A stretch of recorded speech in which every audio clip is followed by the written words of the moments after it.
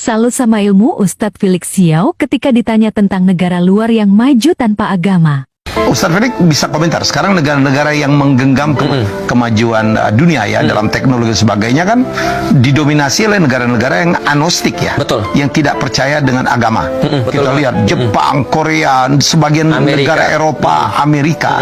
Ini fenomena apa lagi ya yang terjadi? Saya lihat itu adalah sesuatu yang wajar aja. Karena gini sebenarnya, untuk menjadi pintar kita nggak perlu agama. Untuk menyelesaikan banjir itu kita nggak perlu agama. Untuk buat teknologi yang paling bagus, bisa buat pesawat kita nggak perlu agama. Tapi untuk bisa bahagia kita mutlak perlu agama.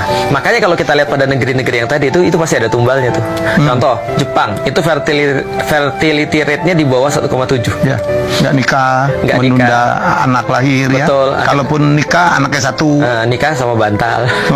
Nikah sama boneka ya. Waifu, anime. Artinya ini kan problematik nih. Amerika juga sama.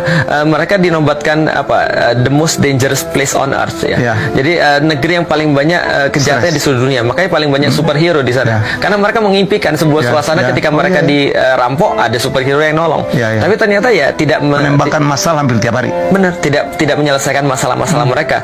Jadi artinya teknologi yang mereka dapat justru membuat mereka makin terpuruk. Misal, berapa banyak kita lihat di acara-acara Dr. Phil tuh orang-orang stres.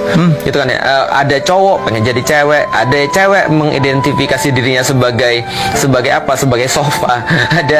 Ada manusia mengidentifikasi dirinya itu sebagai hewan, jadi anjing. Ada manusia yang motong tangannya sendiri, kakinya sendiri, lututnya, bahkan motong kemudian kakinya karena dia merasa bahwa dia tidak sempurna. Jadi ada apa tuh kelainan? Ada orang merasa dia terlahir tidak sempurna.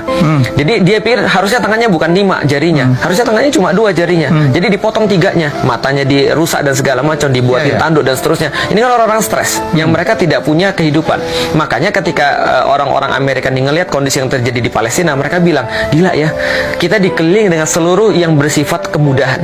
Kita teknologinya tinggi sekali, internet kita bagus dan segala macam. Tapi after all ini semua nggak nolong kita daripada mental illness. Sementara orang-orang di Gaza punya segala sesuatu yang bisa digolongkan untuk mereka jadi orang gila. Yet mereka tetap kemudian bisa sane, tetap kemudian terjaga otaknya. Disinilah perlunya agama.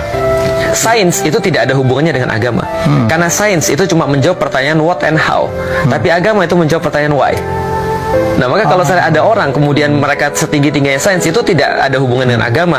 Artinya bisa jadi orang-orang pintar sains itu tidak beragama, bisa jadi juga orang-orang beragama tidak pintar sains. Tapi kalau Islam diterapkan seperti dulu, orang-orang yang pintar sains itu biasanya orang-orang beragama.